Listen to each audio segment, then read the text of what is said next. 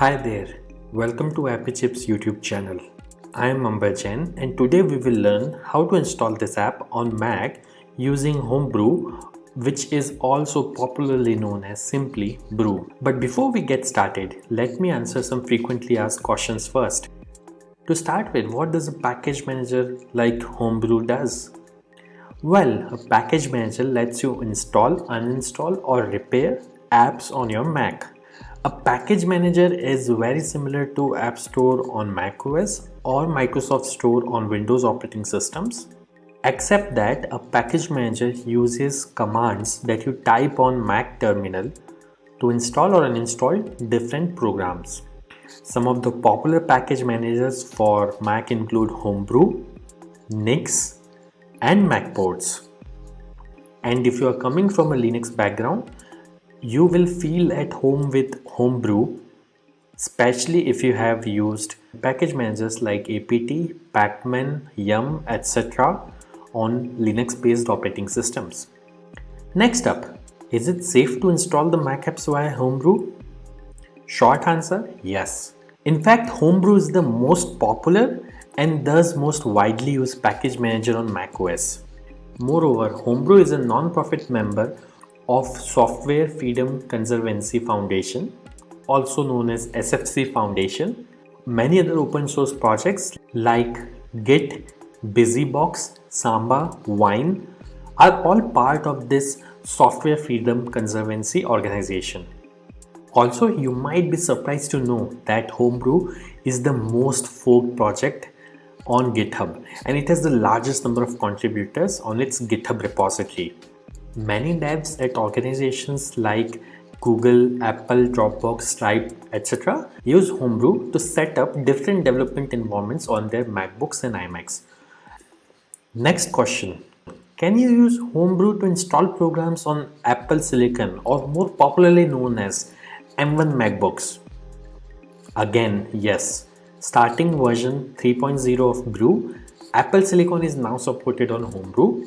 In fact, Homebrew also supports programs that are at the moment only supported via Rosetta 2 on Apple Silicon.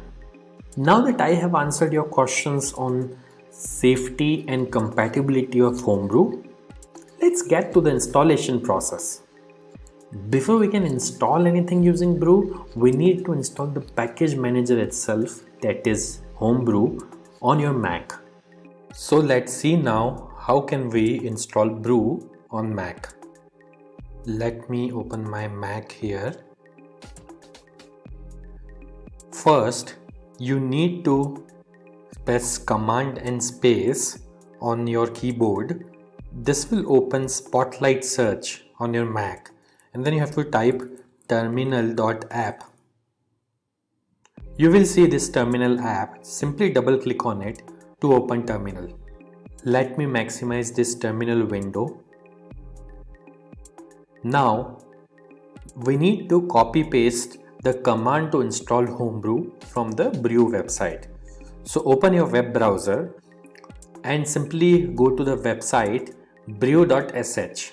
Once you are on the website, you will see this section called Install Homebrew, which has a command that you can simply copy by clicking on this button over here. Once it is copied, you have to go back to terminal, right click, paste. Now that the command is copy paste over onto this terminal, press enter. This will start Brew installation. Now it is prompting me to enter my user's password on Mac. I am going to type the password now, but it won't be visible on your terminal. Once you have entered the password, simply press enter, and if the password is correct, the script will continue. Now it is saying press return to continue the installation.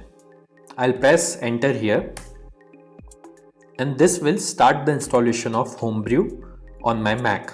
Let's wait for this to finish.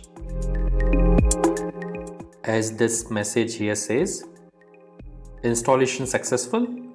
So that's it. Brew is successfully installed on your Mac now. Now before we proceed, I would like to highlight that Brew collects anonymous usage data via Google Analytics. As you can see on this page, if you want to opt out, you can simply run this command brew analytics off and press enter, which simply disables the anonymous usage data collection on your Mac. Now let's update the package database locally by pulling the metadata of the latest packages on a local map from the central brew repository. This should typically take less than a minute to complete depending on your internet connection speed. To do so, simply type the command brew update and press enter. As you can see, my local brew database is already up to date because I just installed brew on my system. Now to install the app, let's run the brew install command. Mind you, if during installation, if you're prompted to enter a password, enter your Mac user's password to continue.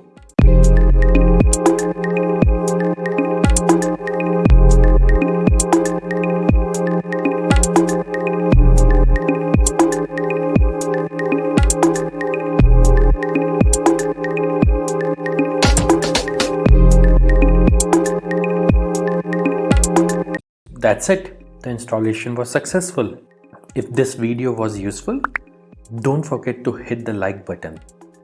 And if you faced any problems during the installation in this video, please leave a comment below and somebody from AppyChip team will reply back to you.